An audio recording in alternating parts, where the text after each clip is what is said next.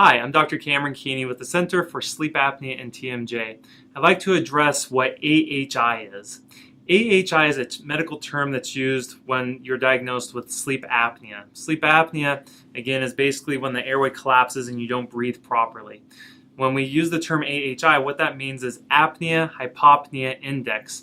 Apneas are when your airway completely collapses and you stop breathing. Hypopneas are a little bit different. It's basically when the airway narrows down and partially collapses, but it's still a form of sleep apnea. That's something to talk about along those lines. A lot of people that think they don't have sleep apnea may have these hypopneas. In other words, they don't necessarily stop breathing, but they struggle to breathe. Again, this is still a form of sleep apnea. We tend to see this hypopnea problem in younger people, thinner people, women, people like that. Usually the older, more overweight you are, especially if you're a male, it tends to be more of this obstructive apnea where you actually stop breathing at nighttime.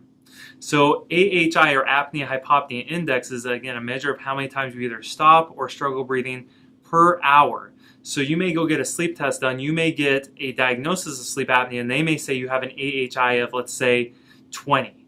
What that means is, on average, the night of the sleep test, you either stopped or struggled to breathe 20 times per hour. That would correlate to a moderate level of sleep apnea. The levels are this. Anything up to 5 is considered normal. So if you are under 5 events per hour, you technically don't have sleep apnea. If you're between 5 and 15 events an hour, that's mild sleep apnea. Over 15 to 30 would be considered moderate sleep apnea, and then above 30 events per hour would be considered severe sleep apnea.